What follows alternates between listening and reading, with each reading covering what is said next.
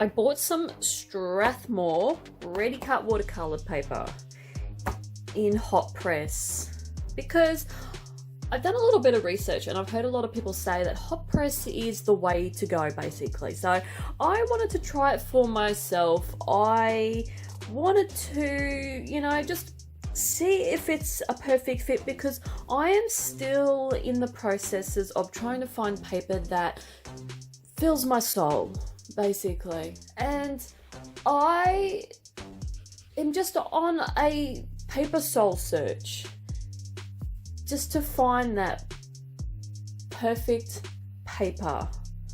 So I'm hoping that this is gonna be it. The only issue I've got with this stuff is it's $20 for 10 sheets. That is dear in my books. Let's give it a go. It's 300 GSM. So I've already done a design on a piece of paper out of here. Let's see what that is. There it is. So far, with my experience with this paper, with the Pigma Microns, was interesting. Even sketching on here with a lead pencil was interesting. It was very scratchy, and like it's not a rough tooth. It's actually quite smooth. So yeah, it was very interesting to draw on. It wasn't bad. I actually quite enjoyed it. It was just very interesting. It's something I've never sort of experienced before, was sketching on a bit of paper, and then to put the Pigma Microns on here, they really absorbed into it. Like, it was really, really, really absorbent. So far, that is my review of the Strathmore 500 series premium hot press ready cut watercolor paper, 300 GSM. So the next step for me to do is to now watercolor this and see how it holds up with watercolor. So that is the true test to this paper, to see whether or not it's for me. It's the paper that I'm going to be buying. So let's go. If you didn't already know who the character is, the character that I have drawn today is Leatherface. And if you don't know who Leatherface is the main character and the murderer in the movie Chainsaw Massacre, Texas Chainsaw Massacre, I should say. And I have been wanting to do another horror character for a while, but I just didn't know who I was going to do next. And I ended up just flicking through Pinterest the other night and thought, oh, Leatherface! You know, I'd completely forgotten about him, and yeah, I thought, why not?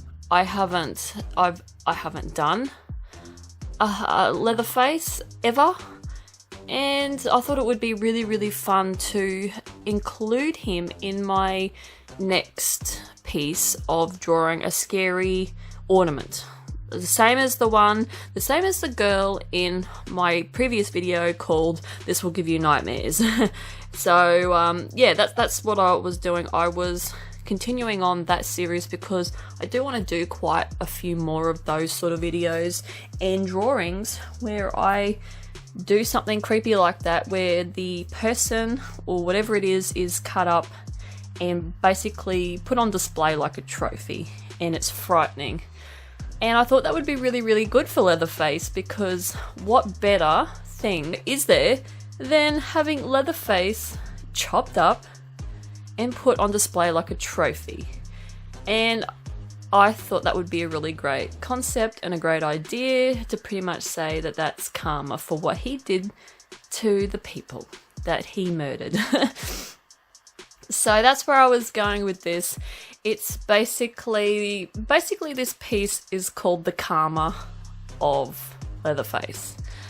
So yeah, he's been chopped up, his arms have been cut off, his body's been cut off at the chest, and he's basically been inserted with a wooden pole and put on display.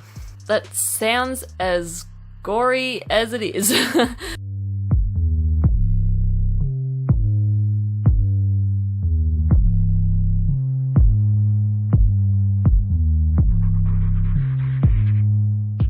I do really like this illustration. There's a few things I don't like, which I really could have done better on, which was the tie. I really screwed that up in the end. I had just put too much white gel pen on it, and then I tried to backpedal and fix it with a Pigma Micron, and then it just got worse. And then I just sort of did a face palm moment and thought, that's all I'm gonna do. So I basically really like this illustration, except for the tie part, and that's it. So once it's done, I was just really happy.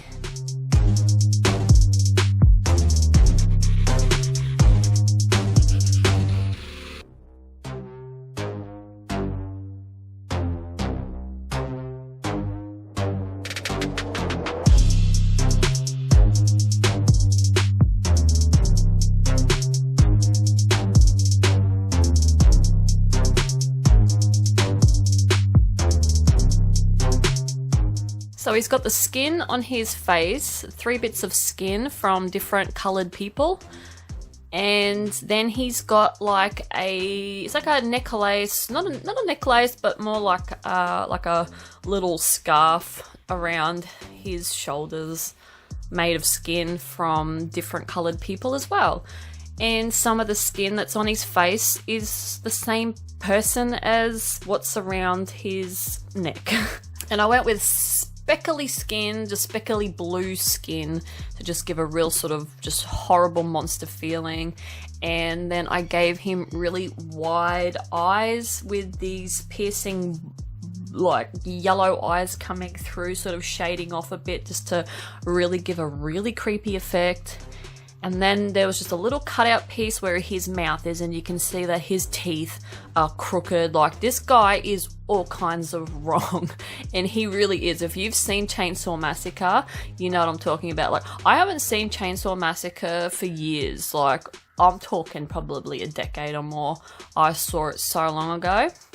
Like, I saw the remake. I haven't actually, well, I think I have seen the older one, but I've seen bits and pieces of the older one. I've only ever seen the remake one, and yeah, it's truly frightening. Like, it's I remember it making me sort of feel a little bit sick back then when I watched it. So I don't know how I would feel now, but I'd be game enough to watch it again.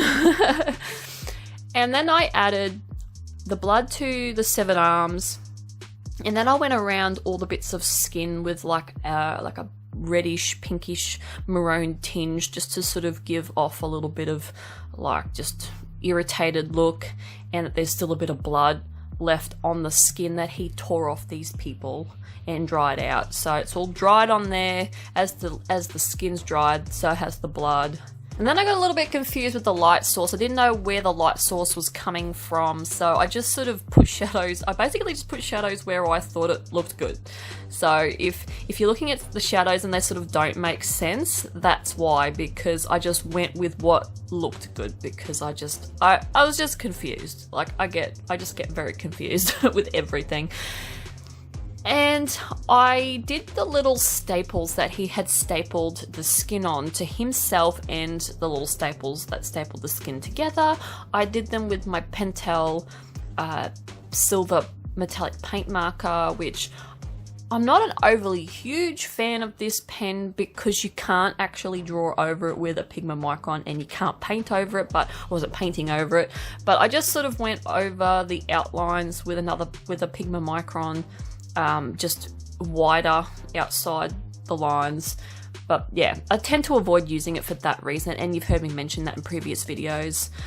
But I just want to use it. I got to use it up. I bought it and it was in a scroller box, so I've got to use it up. And then I just framed the picture off with just a light green, murky green background, and with the white gel pen as well. I just went through and did some white highlights, and that's basically the picture.